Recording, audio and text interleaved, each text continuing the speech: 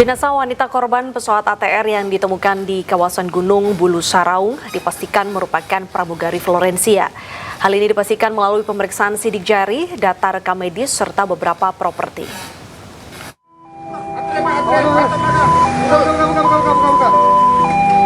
Jenazah perempuan kru pesawat ATR 42500 yang jatuh di kawasan Gunung Bulu Saraung, perbatasan Kabupaten Maros dan Pangkep, telah tiba di posko postmortem Bidoges Polda Sulawesi Selatan di Rumah Sakit Bayangkara Makassar. Jenazah korban kedua yang ditemukan hingga melalui proses evakuasi yang ekstrim tersebut dibawa ke Rumah Sakit Bayangkara Makassar untuk menjalani proses identifikasi. Berdasarkan pantauan di lokasi, mobil ambulans yang mengangkut jenazah tiba di Rumah Sakit Bayangkara Makassar Selasa malam. Jenazah kemudian langsung dimasukkan ke ruang jenazah untuk menjalani identifikasi tim DVI Bidoges Polda Sulawesi Selatan.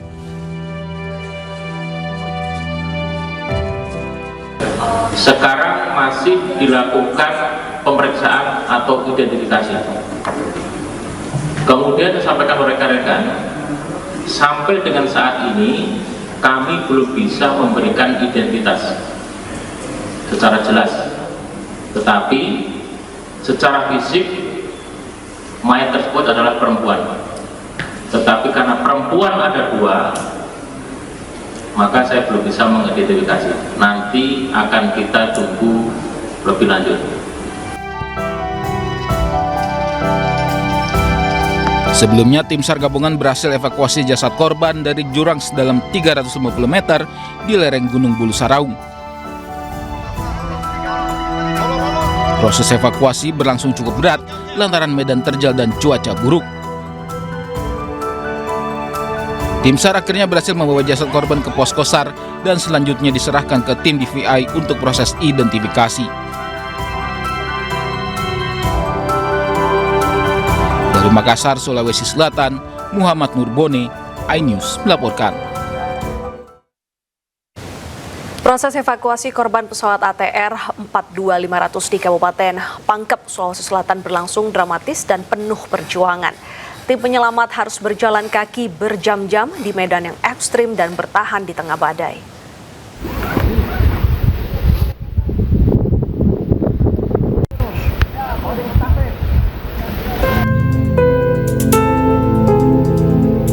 Evakuasi korban kecelakaan pesawat ATR 42500 di lereng Gunung Bulu Saraung, Pangkep, Sulawesi Selatan berlangsung dramatis. Seperti saat mengevakuasi korban pertama berjenis kelamin laki-laki di kedalaman 200 meter dari puncak gunung.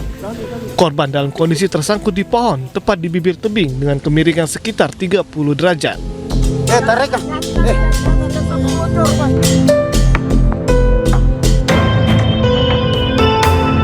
Upaya pengangkatan jasad sempat dilakukan ke arah atas sejauh 60 meter. Namun hujan deras memaksa tim melakukan evakuasi dan mengubah arah menuju bawah kaki Gunung Bulu Saraung dan menuju kampung terdekat. Satu anggota tim SAR bahkan terluka di kaki saat proses evakuasi hingga harus berjalan tertatih.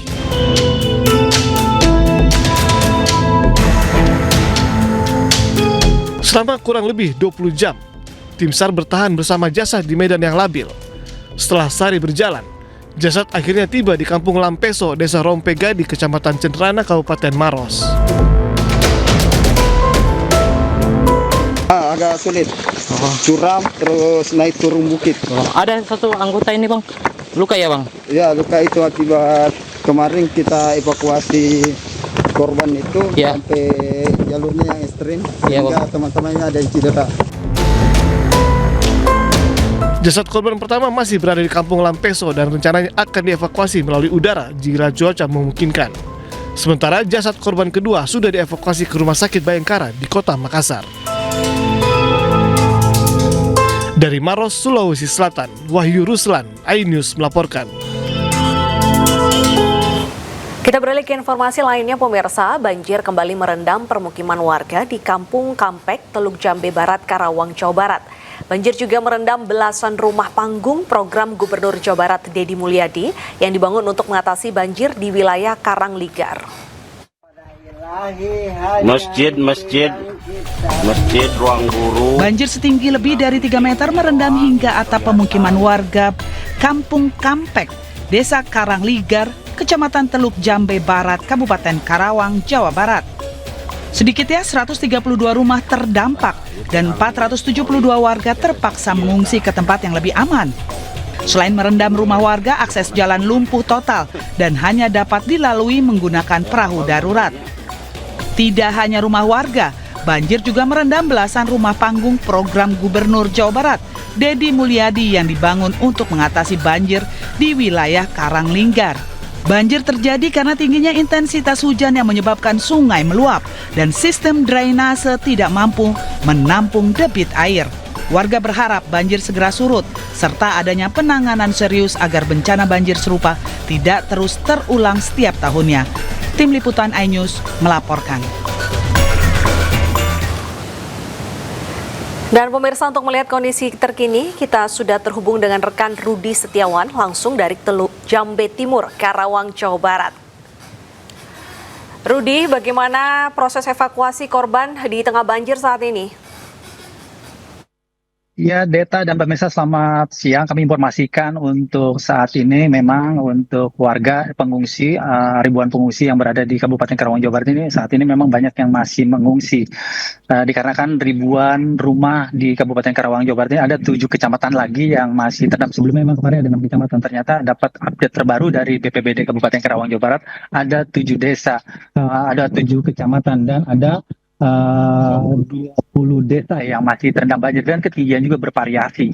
Dan bisa saya dapat gambarkan juga bahwa untuk di lokasi ini ketinggian ini cukup bervariasi, mulai dari 1 meter sampai ada yang 2 meter lebih. Ya, untuk lebih jelasnya saya langsung akan memperlihatkan kondisi terkini, yaitu kondisi banjir di lokasi yang saat ini.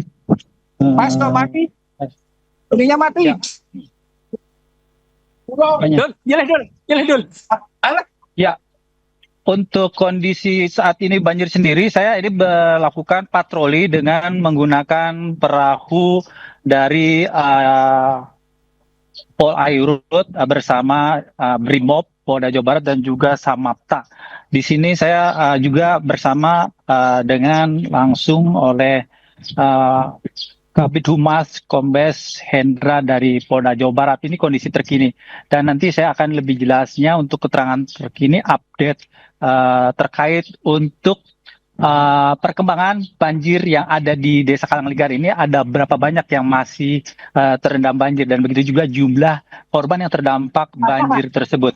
Ya, mungkin untuk lebih jelasnya saya akan langsung tanyakan saja kepada Pak Kabid Humas, silakan. Ya, Pak Kabid Humas, bisa dijelaskan? Jelaskan.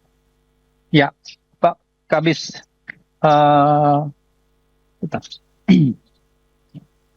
mungkin bisa dijelaskan Pak perkembangan terkini untuk terkini Pak Kabid.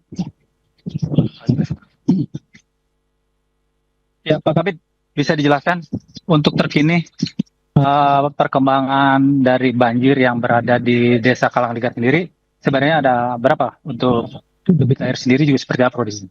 Baik, terima kasih Kang Rudi.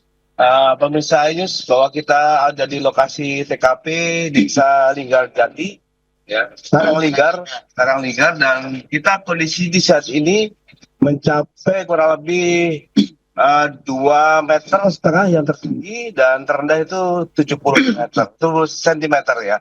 Dan saat ini kita lihat di beberapa lokasi sini memang penduduknya masih posisinya tidak ada di lokasi, tetapi barang dan harta lainnya masih tersimpan di rumah-rumah, sehingga kami melakukan patroli secara rutin. Kita lakukan patroli di siang hari, ya, kemudian juga di malam hari, dan di beberapa lokasi rumah yang saat ini posisinya ada tingkat 2 ini masih dibutuhkan masyarakat, sehingga memang kami sangat mempunyai masyarakat dalam keamanan.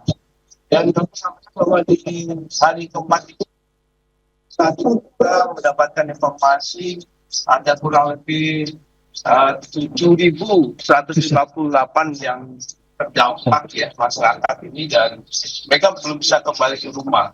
Ya, dan mereka saat ini kebanyakan di rumah keluarganya, ya, saudara-saudaranya. Tetapi di beberapa lokasi yang dijadikan tempat lokasi bisa melayani mereka dengan memberikan makan berlebihan dari Kota Jawa, dan juga dari bantuan masyarakat yang secara sukarela juga berada.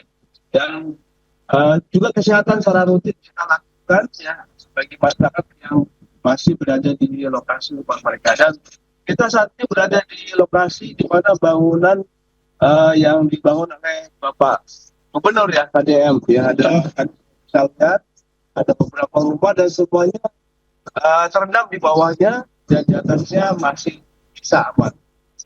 Dan saat ini cuaca juga tidak mendukung ya, masih terlihat mendung, dan tadi kita masuk yang masih hujan, dan tentu saja ini masih menambah kekhawatiran masyarakat. Dan kepada masyarakat kami menghimbau juga penggunaan listrik ya, dan juga kira-kira yang membahayakan tetap untuk bisa menjaga kewaspadaan. Dan selanjutnya kami saat ini telah memberikan bantuan kesehatan kurang lebih kepada 1.100 ya warga yang telah banyak berobat di lokasi-lokasi yang direlokasi maupun juga langsung ke TKP.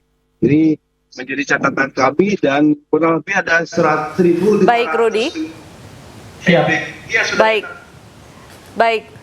Saat ini memang ketinggian banjir masih ada, dan semoga warga yang terdampak bisa segera dievakuasi. Terima kasih atas laporan Anda. Dan pemirsa, kita ke informasi selanjutnya. Cuaca ekstrim membuat banjir merendam 2 kecamatan di Kabupaten Pasuruan, Jawa Timur Selasa malam.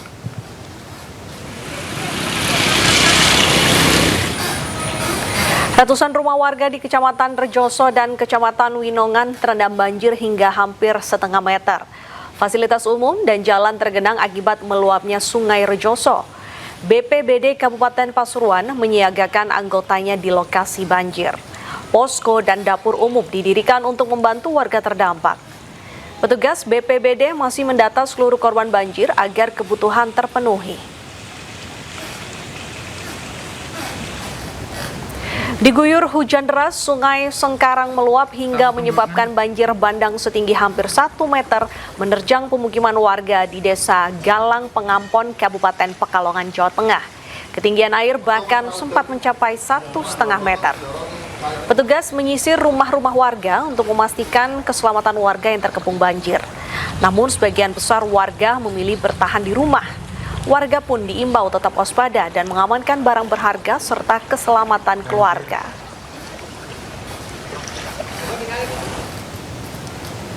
Dan pemirsa, untuk melihat kondisi terkini kita sudah terhubung dengan rekan Suryono Soekarno di Pekalongan, Jawa Tengah. Ya, Suryono, bagaimana kondisi terkini di sana? Apakah banjir masih tinggi?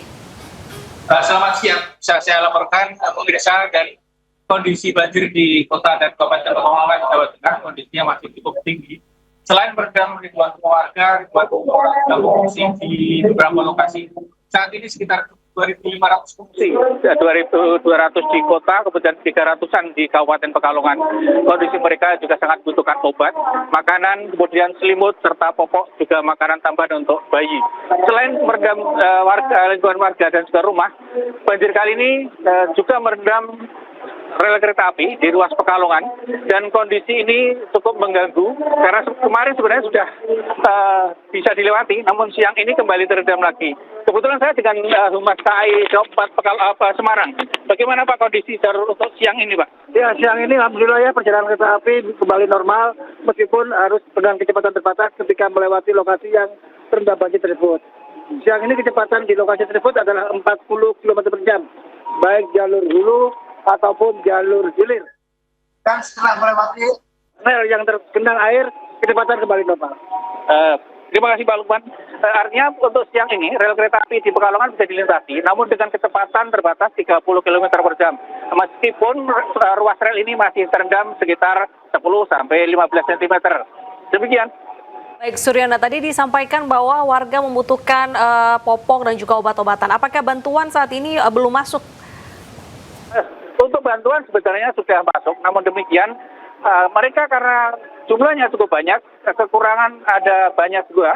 Jika misalnya kebutuhan 2.000-an baru tercukupi sekitar 1.000 atau bahkan kurang.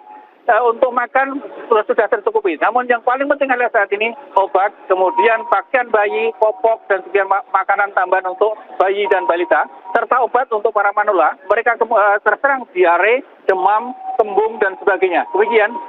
Baik, ada berapa titik pengungsian yang disiapkan?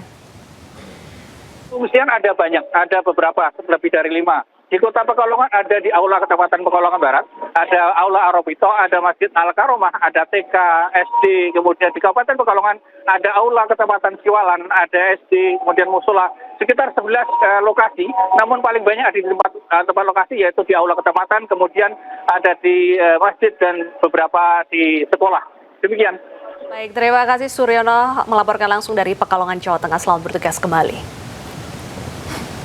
Kita ke informasi lainnya, tim SAR berupaya mencari 3 korban yang masih terjebak di area galian tambang Kabupaten Bogor, Jawa Barat. Upaya pencarian membutuhkan peralatan khusus akibat jalur yang sempit dan struktur tanah yang tidak stabil.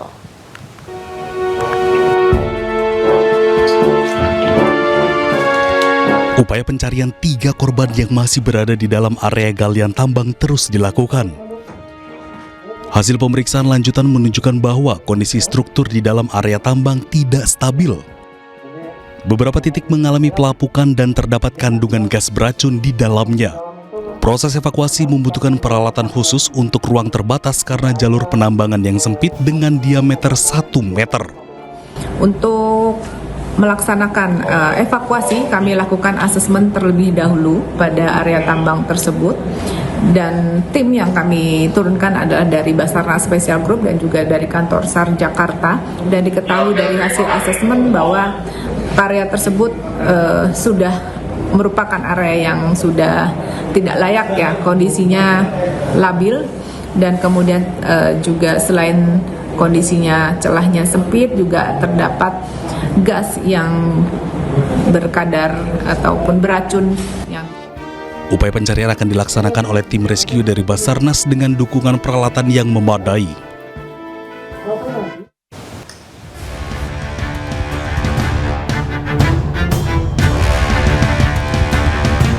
Setelah lebih dari 24 jam diperiksa, Bupati Pati Sudewo dan 3 orang lainnya ditetapkan sebagai tersangka kasus jual beli jabatan. Para tersangka akan ditahan selama 20 hari ke depan di Rutan Cabang KPK Gedung Merah Putih. KPK juga menyita uang sebesar 2,6 miliar rupiah sebagai barang bukti. Tim KPK juga turut mengamankan sejumlah barang bukti berupa uang tunai senilai 2,6 miliar yang diamankan dari penguasaan JAN, Jion, Yon, dan SDW. Kemudian setelah ditemukan kecukupan alat bukti, Komisi Pemberantasan Korupsi menetapkan 4 orang tersangka sebagai berikut. SDW, Bupati Pati periode 2025-2030. YON, Kades Karangrowo Kecamatan Jakenan. Jion, Kades Arumanis Kecamatan Jaken. Dan JAN, Kades Sukorukun Kecamatan Jaken. Selasa pagi, Bupati Pati Sudewo tiba di KPK usai terjaring operasi tangkap tangan yang dilakukan di Jawa Tengah. Selain Sudewo, ada 15 orang lain yang ikut diamankan.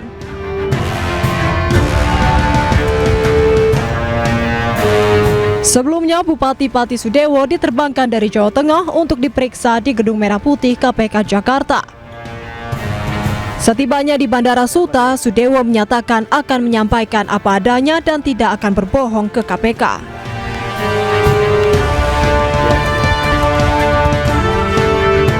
Sudewo terjerat KPK berkaitan dengan jual beli jabatan perangkat desa di Kecamatan Jaken, Kabupaten Pati. Dari Jakarta, tim liputan iNews melaporkan. Usai diperiksa KPK, Bupati Pati Sudewo membantah melakukan jual beli jabatan perangkat desa. Sudewo juga mengaku bahwa dirinya menjadi korban. Yang ngomong apa adanya. soal dipercaya atau tidak pelaksanaan pengangkatan pengisian perangkat desa itu adalah bulan Juli 2026, masih 6 bulan ke depan. Mengapa bulan Juli? Karena APBD 2026 itu hanya mampu memberikan gaji siltap atau tunjangan perangkat desa selama 4 bulan, yaitu dimulai dari bulan September. Maka pengisiannya itu bulan Juli. Belum pernah membahas secara formal atau secara informal kepada siapapun, kepada kepala desa. Seluruh kepala desa Kabupaten Pati, saya belum pernah membahasnya. Karena apa? Selama saya menjadi bupati itu, pada pengangkatan pejabat di lingkungan pemerintah Kabupaten Pati, baik eselon 3 maupun eselon 2 yang ratusan orang, termasuk pejabat di rumah sakit umum daerah dan BUMD, tidak ada satupun yang transaksional. Saya tidak menerima imbalan apapun. Konkretnya Pak Dewo, ada angka 125 ke 225 itu angka dari Anda perintah? Enggak, sama sekali. Jadi gimana Pak? Jadi Bapak dikorbankan atau di... Saya menganggap saya ini dikorbankan. Saya betul-betul. Sementara itu, warga Pati menggelar pesta kembang api usai KPK menetapkan Bupati Pati Sudewo sebagai tersangka kasus jual beli jabatan perangkat desa. Mereka mendesak supaya KPK bisa mengusut tuntas permasalahan Sudewo yang dirasa menjadi biang huru hara di bumi Minatani.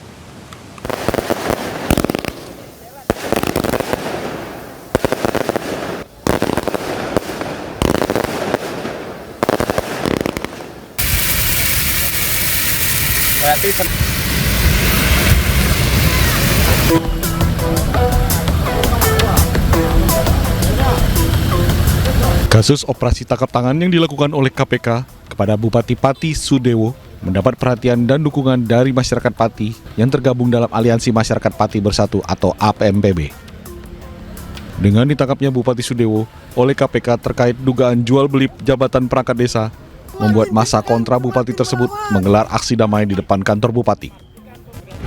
Aliansi Masyarakat Pati Bersatu AMPB memandang operasi tangkap tangan terhadap Bupati Pati Sudewo sebagai bagian dari proses panjang pengawalan publik atas dugaan praktek korupsi di Kabupaten Pati.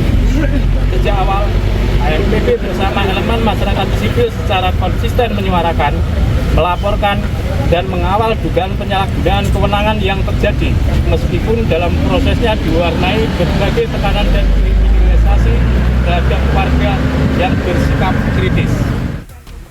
Dengan membawa berbagai spanduk, mereka berorasi supaya KPK tidak lagi masuk angin dan kembali membebaskan Bupati Sudewo. Massa juga meminta KPK bisa bekerja secara profesional dan transparan, serta menindak semua orang yang terlibat dalam dugaan tindak pidana tersebut. Dari Pati, Jawa Tengah, Vindi Agil, iNews melaporkan.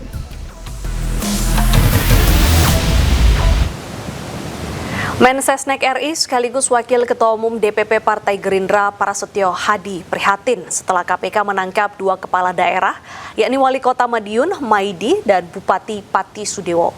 Ia mengingatkan komitmen tegas Presiden Prabowo dalam memberantas korupsi kepada seluruh jajaran. Ya, pertama tentunya kita prihatin ya, kembali terjadi operasi tangkap tangan lakukan kepala daerah dan bahwa betul-betul masalah korupsi ini menjadi sesuatu yang pekerjaan rumah yang sangat besar yang bersama-sama kita perangi. Berkali-kali juga dalam berbagai forum Bapak Presiden terus mengingatkan hal tersebut. Pemirsa, Roy Suryo, Rismon Hasiholan Sianipar, dan Dr. Tifa menghadirkan sejumlah saksi dan ahli yang meringankan terkait laporan kasus dugaan ijazah palsu Presiden ke-7 Joko Widodo. Dari 7 ahli yang dipanggil, 3 orang memenuhi panggilan Polda Metro Jaya.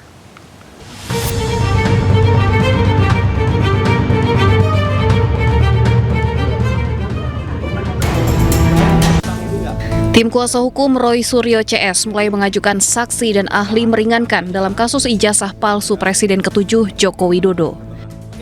Mereka hadir meringankan 3 tersangka, yakni Roy Suryo, Rismon Hasiholan Sianipar, dan Dr. Tifauziah Tiasuma alias Dr. Tifa.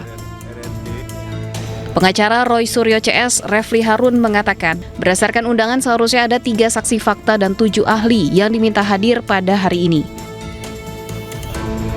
Refli juga menyebut sejumlah ahli lain juga akan dipanggil menyusul hingga akhir Januari, termasuk Rocky Gerung. Maka datang hari ini adalah pertama di samping saya Profesor Tono Saksono.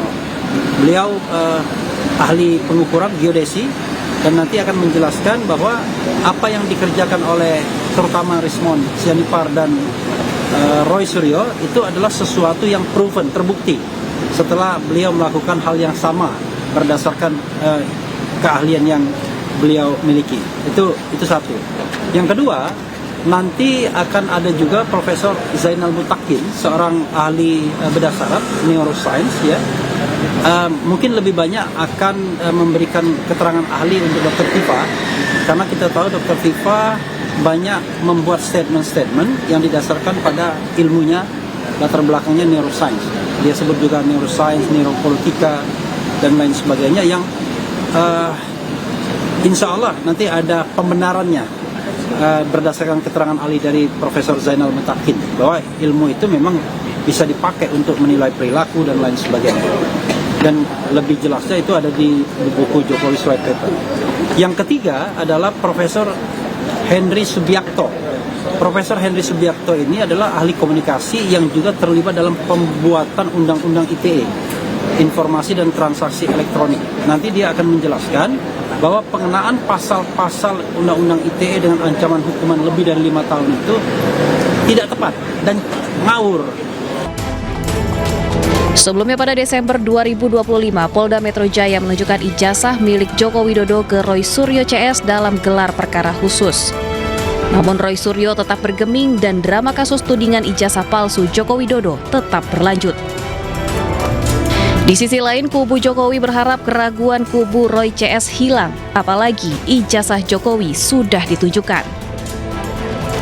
Secara clear sudah dilihat semua ijazahnya, dari ijazah SMA dan juga ijazah kuliah S1 Pak Jokowi.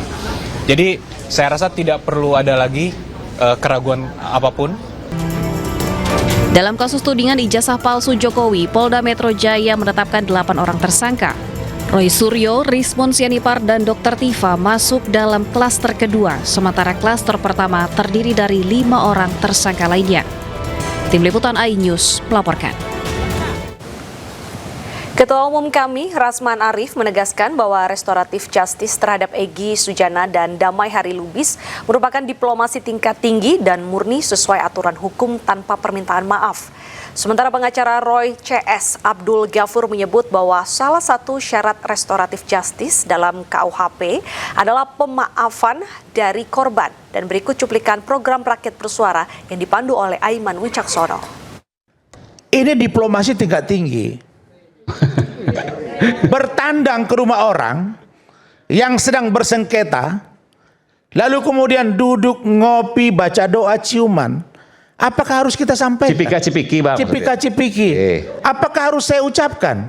Pak, saya mohon maaf ya Pak atas kesalahan saya. Baru dijawab, iya, saya maafkan. Ini kekanak-kanakan. Apa bedanya ketika 2015-2019 Pak Prabowo dengan Pak Jokowi? Debat serang-serang termasuk netizen. Tapi mereka dengan duduk di kursi MRT, selesai itu masalah. Jadi yang saya katakan, kata-kata maaf tidak diatur secara tertulis bahwa harus ada kata-kata itu. Tapi stressing point saya adalah, kenapa terjadi RJ? Saya bisa satu, yang disampaikan Bang Damai. Yang kedua, saya dengar pernyataan Ibu Eli Danetti bahwa 13 Januari 2026 Ibu Eli Danetti mengajukan surat kepada penyidik untuk melakukan restoratif justice. Tanggal 8 Januari mereka bertandang ke Solo. Ketemu dengan Bapak Jokowi, terus Bang Egy Sujana memang bilang saya tidak minta maaf sama Bapak. Lalu kemudian Pak Jokowi mengatakan bahwa dengan datang selesai sudah. Bang Rasman menyamakan perdamaian Pak Jokowi dengan Pak Prabowo, mohon maaf, itu perkaranya perkara politik. Saya sebentar tidak dulu katakan Pak. sama. Sebentar. Itu hanya perbandingan diplomasi tingkat tinggi itu loh. Iya betul. Artinya ketika kita masuk ke ranah hukum pidana, ini kita masuk ke ranah hukum pidana, Mas Aiman. Okay. Ranah hukum pidana salah satu ranah hukum publik yang keras sifatnya, makanya asasnya ultimum remedium. Kenapa? Karena hukumannya berat, memenjarakan orang, mencabutnya, bahkan orang bisa dihukum mati. Hukum sebagai jalan terakhir. Yes. Okay, tetapi karena ini ditempuh, maka penyelesaian pun juga harus by law. Yang disampaikan oleh Kanda Rasman tadi, mohon maaf, berarti Kanda Rasman belum baca aturan mainnya. Oke, di mana? Oke. Kalau dasarnya adalah KUHP yang baru, maka restoratif justice itu diatur dari mulai pasal 79, 80, 81, 82, 83, 84, 85, 86, 87, 88. Kalau mau dibaca. Iya. Silakan. Ya. Di dalam pasal 79 KUHP yang baru itu, syarat restoratif justice adalah adanya pemaafan dari korban. Pemaafan itu kan berarti namanya aja pemaaf. KUHP yang baru. KUHP yang baru. Oke. Sekarang aku masuk kepada Perpol nomor 8. Oke, ini kan pakai Perpol nomor 8. Ya, betul. Artinya aturan yang lama belum baru. Good. Makanya apa yang disampaikan oleh Ketua Komisi 3 DPR itu juga tidak tepat. Oke, sebentar. Karena restoratif justice ini Jadi bukan kalau tidak menggunakan tepat KUHP. Komisi 3 DPR ini mereka yang buat dulu, undang-undang. Mantan tersangka kasus ijazah Jokowi, Damai Hari Lubis mengatakan ada polisi dalam pertemuan Egy Sujana dengan Jokowi di Solo. Polisi itu disebut sebagian berasal dari Polda Metro Jaya. Polda Metro Jaya memang ikut bareng ke situ? Saya nggak ikut bareng, justru ditanya siapa saja yang ada. Belum ada waktu itu di situ? Belum ada. Clear. Nah, siapa namanya itu? Ajudan tadi nanya, yang mana Pak? Nanya ke Pak Jokowi loh, ya kan? Soalnya ada 5 orang. Bang Egy nyeletuk. Ada 5 orang, siapa aja? Sebutkanlah 5 orang, saya lupa. Cuma yang saya ingat ada Pak Imam disebut sama Pak Rosadi. Nah, Bang Egy minta, udah Pak Jokowi suruh aja duduk sini saksikan. Pak Imam dan Pak Rosadi itu penyidik. Penyidik. Katanya tadi nggak ada. Masa gimana sih? Aduh. Nanyanya apa sih? Saya cerita aja nih. Gimana sih? Pak Imam dan Pak Rosadi itu penyidik. Iya. Ada di rumah itu. Ada bukan di rumah, kata ajudan. Oh, ada di mana? Itu kan urusan internal polisi. Oh ya, oke. Kalau Pak itu telepon-teleponan. kan, Telepon-teleponan. Oh enggak, udah ada di sini. Oh, 5 ajudan. orang polisi. Oke. Disebutkanlah. Oke. Ya kan? Siapa-siapa saja. Tapi abang nggak lihat. Cuma disebutkan ada orang. Dan langsung disuruh Pak Jokowi duduk. Oh, I see. Mas Aiman, tolong ini. Jadi penyidik yang minta. Sedikit. Bang Egy yang minta. Penyidik itu hadir. Enggak, ini tolong diperjelas nih Bang DHL. Itu Iman yang dimaksud itu Imam bukan Imam. Itu Kombes Imanuddin di Reskrimum Polda Metro Jaya. Betul. Oh, alah. Pak Rosadi. Imam apa penyidik. Iman? Anda sebut Pak Imam. Imam katanya. Bang. Kayak itu Dirkrim. Atau siapa? Bang Aiman. Apa Imam? Nggak, jangan nanti salah ini. Ini Bang salah. Aiman. 2 malam yang lalu di lantai 8 di gedung ini. Ini Bang Rismon nggak diundang tapi datang deh. Ya, sudah terkonfirmasi dari Bu Elida Neti bahwa 2 dari 5 tersebut, 1 adalah Ibtu Rosadi, Kanit Kamnet 5, Polda dan Metro. Kombes Imanuddin Dirkrim. di Reskrimum Polda Metro Jaya. Oke. Jadi pengaruh Jokowi ini real terhadap kepolisian Republik Indonesia. Artinya ketika Bang Egy tahu ada 2 dari 5 itu ada 2 orang. Ini belum pernah sebelumnya disampaikan ini. Iya. Jadi Bang Egy sendiri yang minta penyidik duduk di sini. Tadinya keberatan Rejo justru, nanti aja Pak Jokowi udah selesai tuh. Dialog yang lain lagi. Udahlah Pak Jokowi, di sini ada nggak polisi? Begitu loh, polisi ya, bukan penyidik. Polisi di sini. Dipanggil tuh ajudan. Ada 5 orang Pak Jokowi, yang mana? 2 orang ini pas Bang Egy dengar, saya tuh waktu itu belum kenal nih, ya. Dan Pak Imam saya nggak kenal, paling surat saya ke Reskrim tapi saya nggak tahu orang yang mana, ya kan? Para saudari, saya ternyata itu unit 5 apa 1 ya. Saya bukan diperiksa di situ. Kita beralih ke informasi lainnya, Presiden Prabowo Subianto melakukan pertemuan dengan Perdana Menteri Inggris Keir Starmer.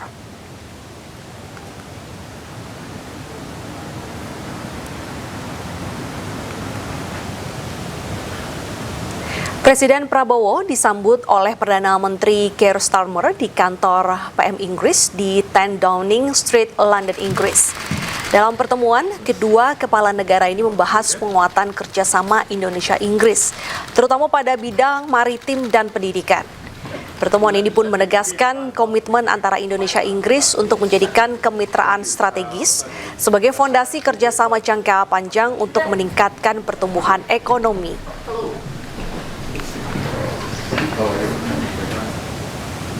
Suami Wakil Menteri Pendidikan Tinggi Sains dan Teknologi Stella Christie kondisinya kritis akibat mengalami kecelakaan saat bermain ski di Colorado, Amerika Serikat.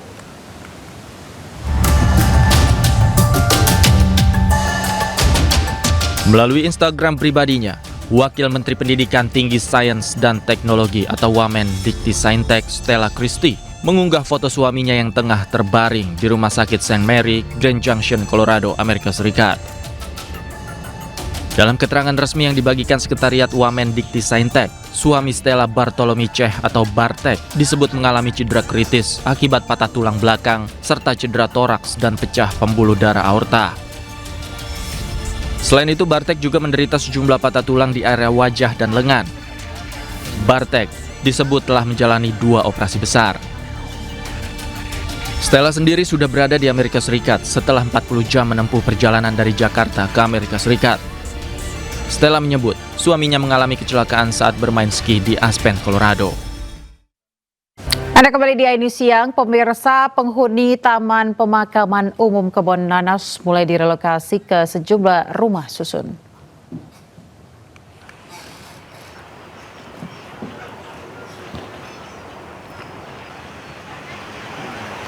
Saat ini pemirsa, 73 kepala keluarga warga di TPU Kebon Nanas, Jatinegara, Jakarta Timur telah pindah ke rumah susun sederhana sewa. Namun 7 kepala keluarga masih menempati rumah mereka di TPU Kebon Nanas. Mereka menanti kunci dari rusun yang dijanjikan pemerintah yang hingga kini masih belum juga diterima.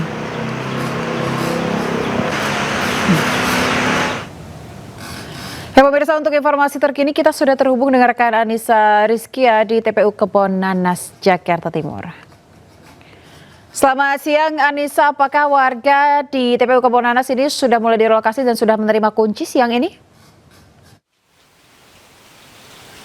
Siang ini kondisi di tempat saya melaporkan yaitu di TPU Kebon Nanas, Jakarta Timur. Masih nampak sejumlah warga yang menempati, bahkan mereka masih beraktivitas normal begitu di sekitaran kawasan TPU Kebon Nanas. Dan total ada 103 kepala keluarga yang tinggal di sini. Saat ini 73 kepala keluarga sudah bersedia dipindahkan, direlokasi ke sejumlah rusunawa yang ada di wilayah Jakarta. Kemudian sisanya memilih untuk tinggal di kontrakan pribadi. Namun ada juga sejumlah kepala keluarga, total ada 7 kepala keluarga yang masih bertahan. Salah satunya di tempat saya melaporkan saat ini, Ayah dan juga pemirsa, ini merupakan rumah yang masih ditempati oleh satu keluarga yang mana rumah ini tengah disegel oleh pihak Satpol PP Jakarta Utara dan diberikan waktu 3x24 jam untuk segera meninggalkan tempat tinggal yang kini saatnya akan dilakukan pengembalian fungsi lahan TPU Kebon Nanas. Dan hingga kini memang dari 7 kepala keluarga, tadi sempat saya berbincang bersama sejumlah kepala keluarga yang ada di sini, menuturkan bahwa mereka ini setuju untuk direlokasi ke sejumlah tempat yang dijanjikan oleh pemerintah, namun mereka ada yang sebagian memilih untuk berpindah ke kontrakan pribadi, ada juga sebagian yang menunggu kunci rusunawa yang dijanjikan oleh pemerintah.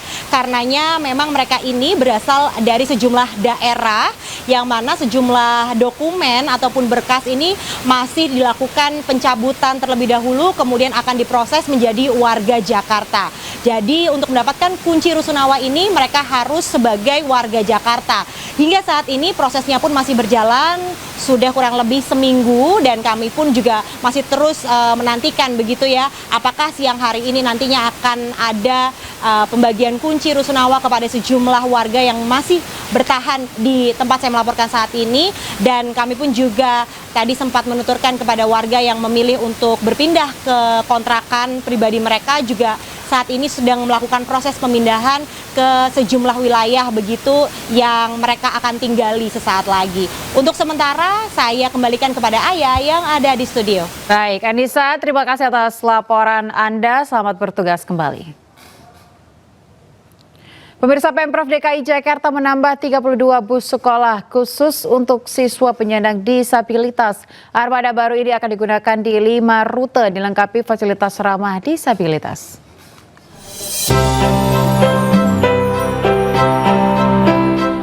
Pemprov DKI Jakarta terus menambah fasilitas bagi para disabilitas. Kali ini Pemprov DKI meluncurkan 32 bus sekolah bagi siswa disabilitas. Untuk bus medium tersedia 13 tempat duduk, yaitu 4 area khusus kursi roda dan 9 kursi lipat. Sementara bus mikro memiliki 10 kursi termasuk 1 area kursi roda. Lantai bus dilengkapi jalur berpola sebagai pemandu bagi siswa tunanetra. Juga ada fasilitas hidrolik untuk mengangkat kursi roda. Nantinya 32 bus siswa disabilitas ini akan beroperasi di 5 rute baru yang melewati beberapa sekolah luar biasa di Jakarta. Saya mengharapkan bahwa fasilitas bus yang dipersiapkan oleh pemerintah DKI Jakarta ini mudah-mudahan bisa membantu anak-anak kita untuk meraih cita-citanya sesuai dengan apa yang menjadi cita-cita, harapan, dan keinginan masing-masing anak-anak kita. Bus sekolah di DKI Jakarta berjalan sejak 2007 dengan total 230 armada dan melayani sekitar 41.000 siswa SD, SMP hingga SMA. Bus sekolah beroperasi pukul 4.30 hingga 19 malam setiap hari. Dari Jakarta, Tim Liputan iNews melaporkan. Pemirsa, Syifa, wanita asal Tangerang, Banten, viral di media sosial karena bergabung menjadi tentara di Amerika Serikat. Dalam video di media sosial, Syifa diantar keluarganya ke bandara untuk berangkat ke Amerika. Video wanita asal Tangerang, Banten bernama Syifa yang tengah diantar keluarganya di bandara viral di media sosial. Dengan berpakaian loreng khas tentara Amerika, perempuan berhijab ini berpelukan dengan sang ibu sebelum pergi untuk bergabung dengan Army National Guard atau Satuan Garda Nasional Amerika Serikat. National Guard merupakan komponen cadangan militer Amerika Serikat yang direkrut oleh masing-masing negara bagian. Menurut Safitri sang ibu, Syifa tengah menjalani proses training sebagai militer Amerika Serikat pada bulan ini. Meski bergabung dengan tentara Amerika, Syifa tidak akan ikut berperang tapi bekerja di bagian office. Meski berstatus WNI, Syifa bisa mendaftar karena ia dan keluarganya adalah pemegang green card atau permanent resident yang telah memiliki izin tinggal tetap di Maryland, Amerika Serikat. Dari beberapa sumber, rata-rata gaji tahunan anggota Garda Nasional Amerika mencapai $35.000 Amerika atau sekitar 607 juta rupiah. Hati-hati ya. Kita ke informasi lain, pemirsa, seorang kepala dusun di Lampung Selatan mendadak viral karena wajahnya mirip dengan Presiden Prabowo. Foto dan video kepala dusun ini viral usai diunggah mahasiswa KKN di media sosial.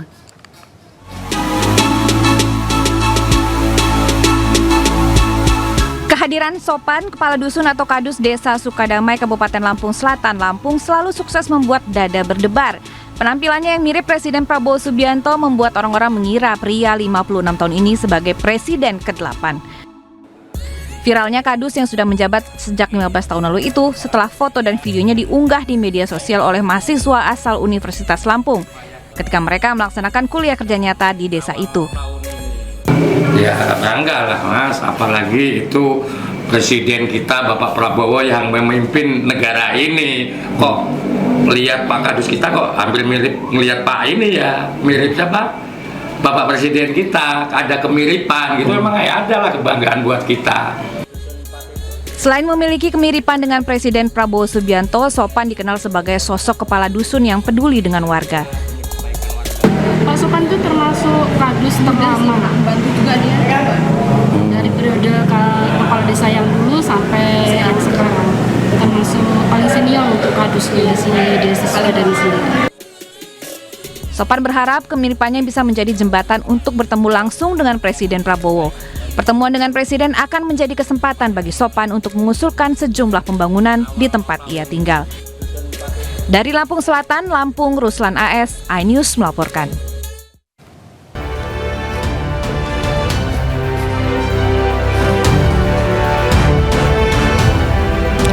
Anda masih di iNews yang bersama saya Aya Nufus. Pemirsa, kita ke informasi mancanegara. Sebanyak 100 kendaraan terlibat tabrakan beruntun di negara bagian Michigan, Amerika Serikat akibat hujan salju lebat. Sejumlah truk dan beberapa kendaraan saling bertabrakan secara beruntun. Banyak kendaraan sampai keluar dari jalanan setelah berkali-kali tergelincir. Puluhan truk saling bertumpuk dan menghalangi ruas jalan raya antar negara bagian yang biasanya ramai dilintasi berbagai kendaraan. Kepolisian negara bagian Michigan menyebut korban banyak yang mengalami luka akibat peristiwa ini.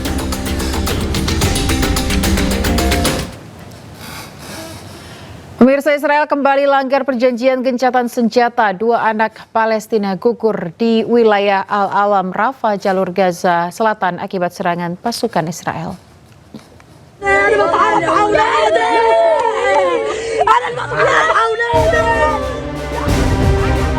Pelanggaran perjanjian gencatan senjata oleh pasukan pendudukan Israel di jalur Gaza terus berlanjut. 2 anak Palestina gugur akibat serangan langsung pasukan Israel. Media lokal menyebut seorang anak laki-laki berusia 15 tahun ditembak oleh pasukan pendudukan di wilayah Al-Alam, Rafah, jalur Gaza Selatan. Hussein Abu Sabla, 17 tahun juga dilaporkan tewas ditembak pasukan pendudukan di sekitar kawasan Al-Tahliya, sebelah timur Khan Yunis. Gugurnya 2 anak Palestina menandai hari ke-100 berturut-turut pelanggaran sejak kesepakatan gencatan senjata diberlakukan.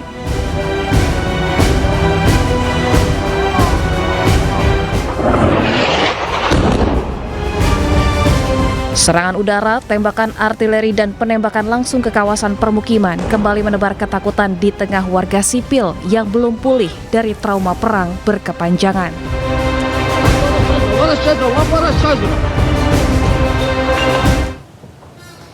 Pemirsa, penderitaan anak-anak di Gaza bukan sekedar berita. Dalam proses pemulihan trauma pasca perang, anak-anak Gaza kelaparan dan mencari keluarganya yang hilang.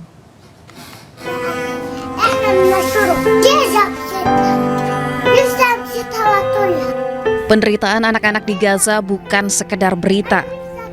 Dalam proses pemulihan trauma pasca peperangan, mereka masih kelaparan.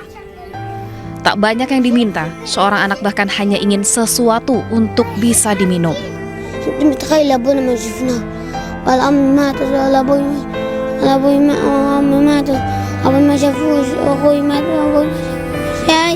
Seorang kakak beradik di Palestina harus hidup dalam duka yang berlapis dalam tenda pengungsian di kota Gaza. Ibu dan kakaknya telah meninggal dunia dalam kubangan air akibat badai dan banjir di kamp pengungsian. Sementara sang ayah terjebak di Mesir, tak bisa kembali akibat blokade Israel. Di tengah duka, anak-anak Palestina mencoba bertahan. Mereka mengambil sisa reruntuhan rumah dan mengubahnya menjadi taman bermain, menghilangkan duka akibat serangan Israel yang memporak-porandakan rumahnya.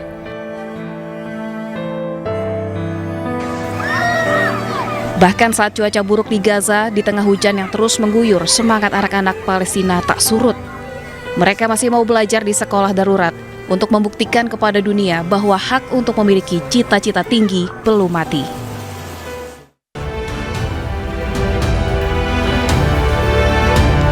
Pemirsa, tunggal putra bulu tangkis Indonesia Anthony Ginting lolos ke babak utama Indonesia Master 2026. Ginting menang mudah atas tunggal Thailand Kantafong Wangcharoen dalam waktu 37 menit.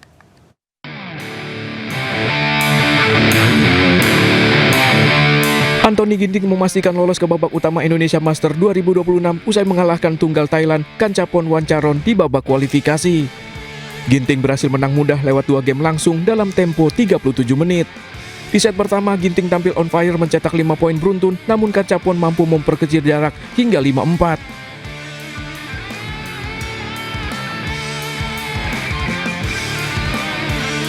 Dominasi Ginting pun berlanjut menutup interval pertama dengan 11-6. Usai jeda, Kanta pun membalas memperkecil jarak, namun Ginting terus menjauh menyelesaikan set dengan 12-21. Memasuki set kedua, Kanta pun unggul lebih dulu, namun Ginting membalas hingga menutup interval kedua dengan 11-4. Usai interval, Kanta pun hanya bisa mencetak 3 poin tambahan, sementara Ginting mengakhiri laga dengan skor 21-7. Laga ini menjadi turnamen pembuka bagi Ginting setelah terakhir kali bertanding di French Open 2025 pada Oktober lalu. Meski harus merangkak dari babak kualifikasi, Ginting mengaku siap untuk menjalani babak berikutnya. Sementara laga ini menjadi pertemuan ke-9 bagi kedua pemain. Ya, memang kita kan sudah beberapa kali ketemu juga, jadi pastinya juga satu sama lain juga udah tahu kelemahan, kelebihan, dan kebiasaan masing-masing. Cuma mungkin hari ini saya bisa bermain dengan lebih baik aja sih, jadi mengurangi kesalahan sendiri. Jadi memang itu kunci, mungkin itu kunci. Di babak utama, Ginting akan berhadapan dengan tunggal Belgia Julian Karagi.